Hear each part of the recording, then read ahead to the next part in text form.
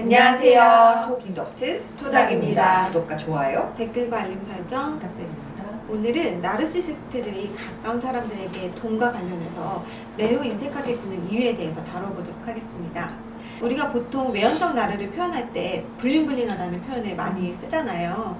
온갖 명품을 휘어감고 또 화려하게 꾸미고 누가 봐도 저 사람 외모에 돈을 많이 들였구나 느낌이 들게, 또 상대방한테 과시하기 위해서 비싼 식당도 가는 거 좋아하고 돈 많이 쓰면서 식당 종업원들에게 대접받는 거 좋아하고, 러브바밍 시기에 상대방에게 선물 공세, 또 황홀한 데이트 그런 거 시켜주면서 상대방을 유혹하는 능력도 탁월한 것으로 알고 있는데, 돈에 인색하다는 표현이 좀 생소하게 느껴지는 부분이 있어요. 승현 쌤이 묘사한 특징들도 나르들이 분명 갖고 있죠.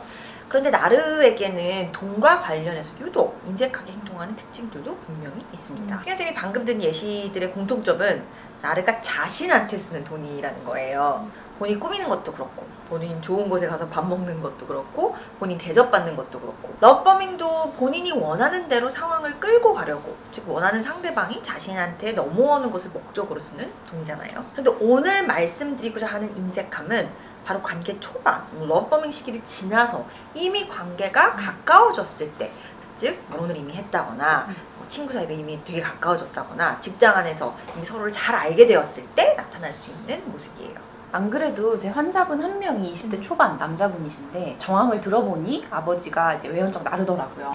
근데 나르 아빠가 돈을 아주 많이 벌어서 고급 외제차도 몰고 집도 엄청 좋은 곳에 살고, 남자인데도 드레싱룸이 따로 있어서 명품 옷이랑 신발, 비싼 시계 이런 것들이 가득하대요. 근데 너무 이상한 게 제 환자분을 포함한 자식들 일부에게만 너무 경제적으로 박하게 한다는 거예요. 환자분 형은 의대를 다니는데 형은 바빠서 알바를 못 한다고 형한테는 용돈을 매달 후하게 몇백만 원씩 주는데, 나머지 자식들한테는 성인이 되면 너 쓸 돈은 너가 알아서 벌어야지 이런 식이래요.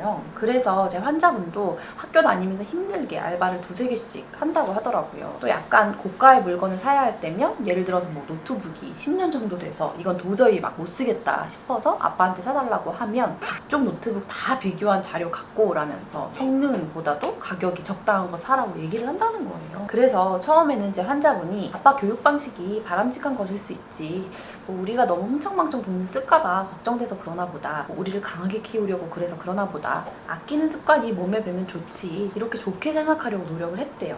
근데 너무 이상한 건, 아빠가 밖에서 술을 한잔하고 기분이 좋은 제 집에 들어오면 집에 있는 자녀들을 거실로 불러내서 한참 본인 자랑을 하다가 용돈을 수표로 한 줌씩 막 쥐어주기도 하고, 또 학교 성적이 잘 나왔거나 본인이 시킨 대로 잘 따르면 또 포상금 형태로 엄청난 양의 돈을 주기도 한대요. 심지어 자기 여동생이 학벌과 집안이 좋은 남자친구와 사귀기 시작하니까 데이트하라고 100만 원도 막 주고, 근데 마음에 안 드는 남자친구를 만나면 데이트비는커녕 용돈을 아예 끊어버리고. 그래서 환자분 동생들은 아빠가 평소에는 불편해도 아빠 술 마시고 들어오는 날에는 거실에서 스탠바이하고 있고 용돈 받으려고. 제 환자분이 그래서 아무리 생각해도 올바른 경제관념을 심어주기 위해서 자녀들에게 돈과 관련해서 박하게 하는 것이면, 본인 기분 좋다고 포상금 형태로 막 급 돈을 많이 주는 것도 앞뒤가 안 맞는 것 같고, 아빠는 자기 자신이나 형한테도 돈을 후하게 쓰는데 나머지 자식들에게는 너무 차이나게 돈에 인색하고,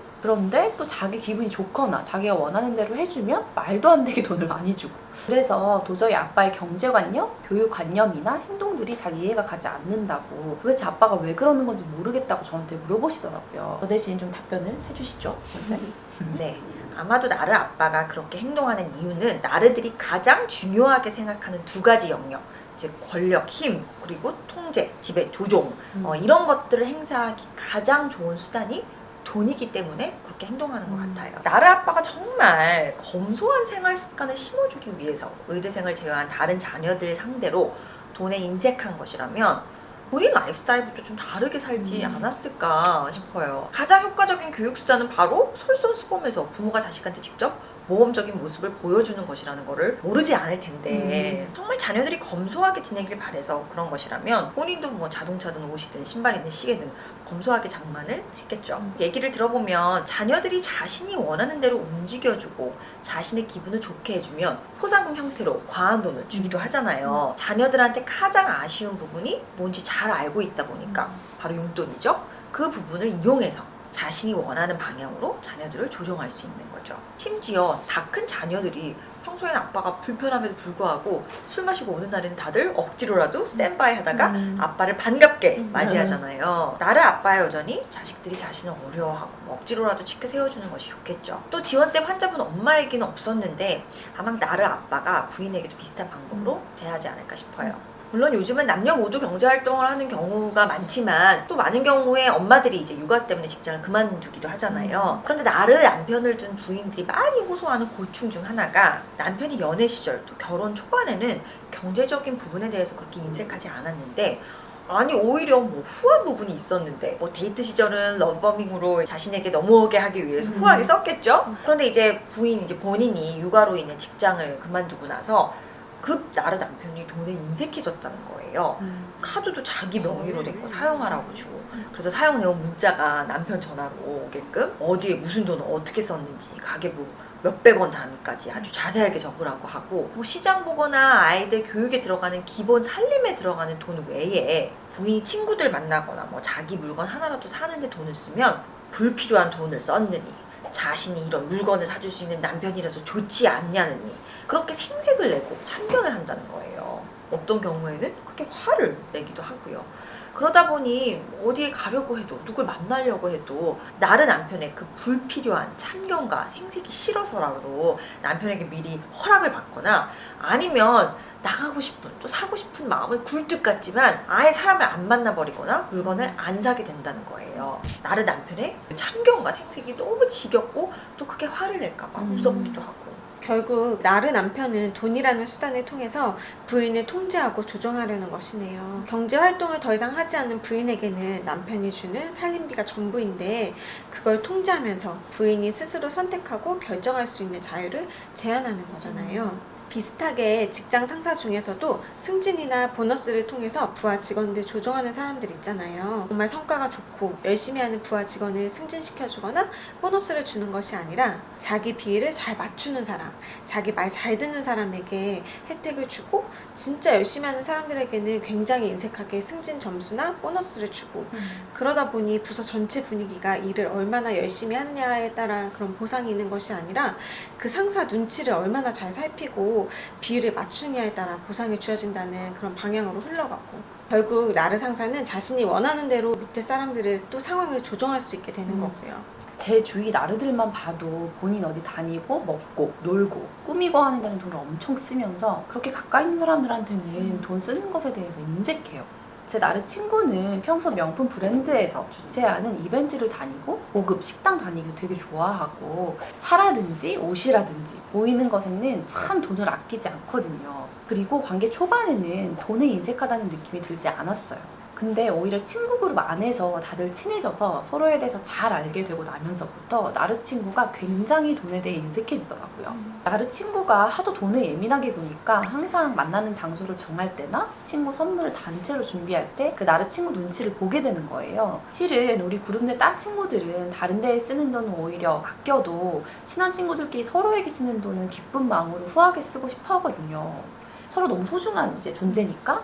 그런데 그 나르 친구는 워낙 돈에 예민해서 나르 친구가 같이 껴서 친구 선물을 사주는 경우에는 선물도 일부러 원래 사려던 것보다 더 저렴한 것으로 막 고르게 되고 그 나르 친구가 쏜 약속인 경우에는 다들 알아서 그냥 비싸지 않은 곳을 꼭 추천을 해요. 왜냐? 본인이 돈을 많이 쓰게 되면 꼭 나중에 한마디씩 비꼬는 얘기를 하거나 눈치를 주거나 약간 짜증을 내거든요. 한 번은 다른 친구 생일 선물을 준비하는데 나르 친구가 자기 집에 포장도 안 뜯은 명품 옷이 있는데 그거 다른 데에서 사면 헐 비싸게 주고 사야 하니까 그냥 생일 선물 사려고 다 같이 모은 돈을 자기한테 주고 그걸 선물로 주자는 거예요. 안 그래도 친구가 원하는 옷이랑 비슷한 디자인 아니냐고 뭐 당시 일부 일리가 있는 얘기인 것 같기도 하고 또 나르 친구가 워낙 돈에 대해서 예민하게 굴어서 주위 사람들도 그것 때문에 스트레스 받는 게 싫어서 다들 그냥 동의하고 나르 친구 말을 따랐는데 다시 생각해보면 자기 쓰기 싫어서 그냥 갖고 있었던 물건을 돈을 받고 친구 생일 선물로 넘긴 거잖아요. 지원쌤 나르 친구가 돈에 대해 인색하게 굴면서 결국은 본인이 원하는 대로 상황들을 또 사람들을 계속 조종해 온 거네요. 나르들은 그러니까 관계 초반에는 러브마밍이나 과시의 의미에서 돈을 후하게 쓰면서 상대방의 마음을 사로잡아서 자신이 원하는 대로 움직이게 하는 동시에 오히려 관계가 점점 진전되면서 가까워지면서는 돈에 매우 인색하게 굴면서 상대방을 조종할 수 있다는 거네요. 서로 반대인 방법들로 같은 목적을 달성했다고 볼 수 있겠어요.